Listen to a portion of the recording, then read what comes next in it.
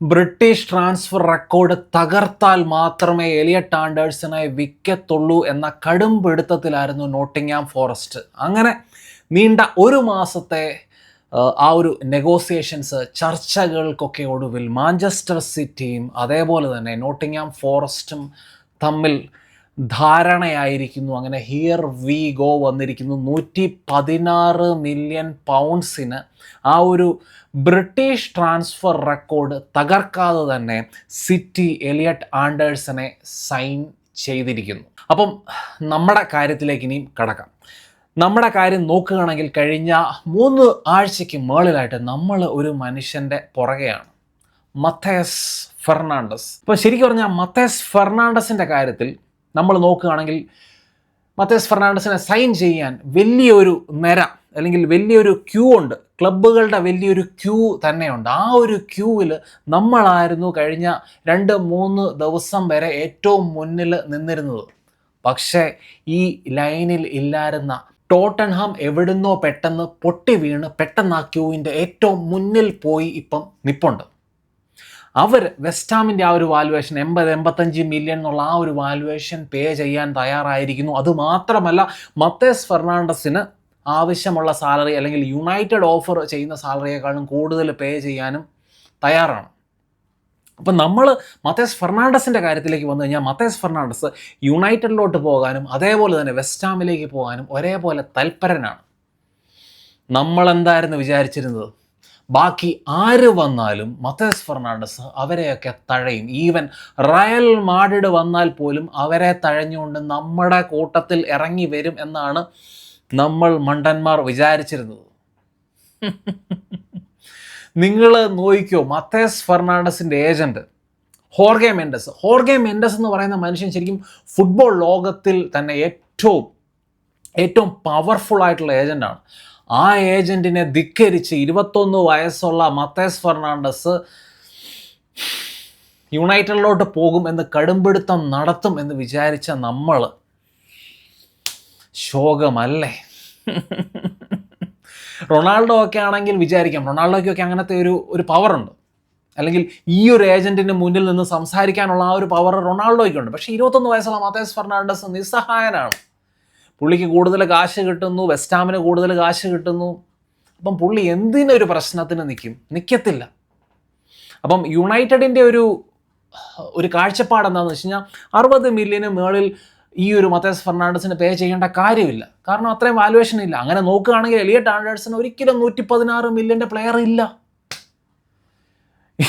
യുണൈറ്റഡിനെ ന്യായീകരിച്ചുകൊണ്ട് പലരും വന്ന് പറയുന്നുണ്ട്, നമ്മൾ പണ്ട് ആൻ്റണിക്ക്, മഗ്വയറിന് അല്ലെങ്കിൽ ഫ്രെഡിന്, ഇപ്പം ഇങ്ങനത്തെ പല ട്രാൻസ്ഫറിൻ്റെ സമയത്ത്, അലക്സിസ് സാഞ്ചസ്, ഇങ്ങനത്തെ ട്രാൻസ്ഫറിൻ്റെ ഒക്കെ സമയത്ത് നമ്മൾ കൂടുതൽ കാശ് കൊടുത്ത് മണ്ടന്മാരായി. പക്ഷേ ഇപ്പം നിങ്ങൾ സിറ്റിയെ നോക്കിയോ, അന്ന് സിറ്റി നമ്മൾ ഈ സൈനിങ്സ് ഒക്കെ നടത്തിയ സമയത്ത് സിറ്റി 50-60 മില്യനുള്ളിൽ നല്ല ക്വാളിറ്റി പ്ലെയേഴ്സിനെ സൈൻ ചെയ്യുമായിരുന്നു. പക്ഷേ സിറ്റി തന്നെ പോയിട്ട് 116 മില്യന് എലിയട്ട് ആൻഡേഴ്സനെ സൈൻ ചെയ്യുന്നതിൻ്റെ അർത്ഥം എന്താണ്? അതിൽ കുറച്ച് പ്ലെയേഴ്സിനെ കിട്ടത്തില്ല, വാലുവേഷൻ കൂടുന്നു, പണപ്പെരുപ്പം, ഇൻഫ്ലേഷൻ. പ്രത്യേകിച്ച് നമ്മൾ ഇംഗ്ലണ്ടിൽ നിന്ന് പ്ലെയറിനെ സൈൻ ചെയ്യുന്ന സമയത്ത് നിങ്ങൾ ശ്രദ്ധിച്ചു കഴിഞ്ഞാൽ ഇംഗ്ലണ്ടിൽ ക്ലബ്ബുകളുടെ റവന്യൂ ഓരോ സീസൺ ചെല്ലുന്തോറും കൂടി വരികയാണ്. ഈ വെസ്റ്റാമും കടക്കെണിയിൽ എന്ന് പറയാൻ പറ്റത്തില്ല, റെലിഗേറ്റ് ആയതുകൊണ്ട് തന്നെ അവർക്കൊരു 90 മില്യൺ എന്തോ ജനറേറ്റ് ചെയ്യണം എന്നൊക്കെ പറയുന്നുണ്ടായിരുന്നു. അത് ഓൾറെഡി അവരുടെ ഷെയർ ഹോൾഡേഴ്സൊക്കെ ജനറേറ്റ് ചെയ്തു എന്ന് പറയപ്പെടുന്നു. അതുകൊണ്ട് തന്നെ വെസ്റ്റാമും ഫൈനാൻഷ്യലി അവർ ഇപ്പം ഈ ഒരു പ്ലെയറിനെ വിറ്റ് അവരുടെ ബാധ്യത ഒഴിവാക്കേണ്ട ആ ഒരു സാഹചര്യം വെസ്റ്റാമിനും ഇല്ല. അപ്പം അങ്ങനത്തെ ഒരു സന്ദർഭത്തിൽ ആര് കൂടുതൽ കാശ് കൊടുക്കും അവരിലേക്ക് മത്തേസ് ഫെർണാണ്ടസ് എത്തിച്ചേരും. അതാണ് ഇപ്പോഴത്തെ ഒരു സ്ഥിതി. യുണൈറ്റഡ് വെറുതെ കടുംപിടുത്തത്തിന് നിൽക്കുന്ന മണ്ടത്തരമാണ്. ഇപ്പോഴത്തെ അവസ്ഥയിൽ കൂടുതൽ കാശ് കൊടുത്താലേ quality players, premier league proven പ്ലെയേഴ്സിനെയൊക്കെ കിട്ടത്തുള്ളൂ. നിങ്ങൾ നോക്കിക്കോ, ഈ 15ാം സ്ഥാനത്ത് നിൽക്കുന്ന ടോട്ടൻഹാം, ഡിസർബിയുടെ ടോട്ടൻഹാം, അവരുടെ മിഡ്ഫീൽഡിൽ ഓപ്ഷൻസ് ഇല്ലേ? നമ്മളെക്കാളും കൂടുതൽ ഓപ്ഷൻസ് ടോട്ടൻഹാമിൻ്റെ മിഡ്ഫീൽഡിലുണ്ട്. Xavi Simons, James Maddison, Conor Gallagher, Pape Matar Sarr, Bergvall, Bentancur. അപ്പം അങ്ങനെ ഇഷ്ടം പോലെ ആൾക്കാർ, ബിസോമ. അപ്പം അങ്ങനെ ആവശ്യത്തിൽ കൂടുതൽ ആൾക്കാർ അവിടെ ഉണ്ട്. അവരാണ് പോയിട്ട് ടൊണാലി അതുപോലെ തന്നെ മത്തേസ് ഫെർണാണ്ടസ് രണ്ടിനെ സൈൻ ചെയ്യാൻ തുനിഞ്ഞിറങ്ങി നിൽക്കുന്നത്. നമുക്ക് അടുത്ത സീസണിൽ ചാമ്പ്യന്മാരാകണം, അല്ലെങ്കിൽ നമ്മുടെ 3-ാം സ്ഥാനം ഒന്നുകൂടെ മെച്ചപ്പെടുത്തി 2-ാം സ്ഥാനത്തിലെങ്കിലും നമുക്ക് എത്തണം. ഇതൊക്കെയാണ് നമ്മുടെ അംബീഷൻ എന്നാണ് പറയപ്പെടുന്നത്. എന്നിട്ട് ആർസനലിൻ്റെ മിഡ്ഫീൽഡ്, സിറ്റിയുടെ മിഡ്ഫീൽഡിനെയൊക്കെ നോക്കി നമുക്കുള്ളത് Ugarte, Kobbie Mainoo, Bruno Fernandes, Ederson. 38 million എഡേഴ്സനെ മേടിച്ച് നമ്മൾ മിടുക്കന്മാരായി എന്നാണ് നമ്മുടെ വിചാരം. ഞാൻ ഇതുവരെ ഈ നിമിഷം വരെയും കൺവിൻസ്ഡ് അല്ല. ആ ഒരു പ്ലെയർ പിച്ചിൽ ഇറങ്ങി പ്രൂവ് ചെയ്യുന്നിടത്തോളം. അതുകൊണ്ട് തന്നെ നമ്മൾ ഈ ഒരു ഡീൽ, മത്തേസ് ഫെർണാണ്ടസിൻ്റെ ഈ ഒരു ഡീലിൽ നമ്മൾ പിന്മാറിക്കഴിഞ്ഞാൽ നമ്മുടെ മുന്നിലുള്ള ഓപ്ഷൻ അടുത്തത് ബലേബ അല്ലെങ്കിൽ അലക്സ് സ്കോട്ട്, പിന്നെ ഏതാ ആഡം വാട്ടൺ. ഇവരുടെയൊക്കെ പ്രൈസ് എന്താണ്?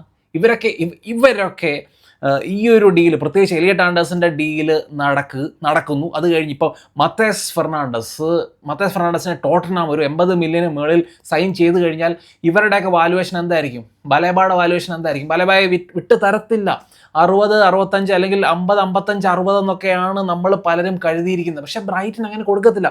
ബ്രൈറ്റൺ ഒരു ബിസിനസ് മൈൻഡഡ് ആയിട്ടുള്ള ക്ലബ്ബാണ്. അവർ 1-2 സീസൺ കൂടെ വെയിറ്റ് ചെയ്യും. കാരണം 21 വയസ്സല്ലേ ബലേബയ്ക്ക് ആയിട്ടുള്ളൂ.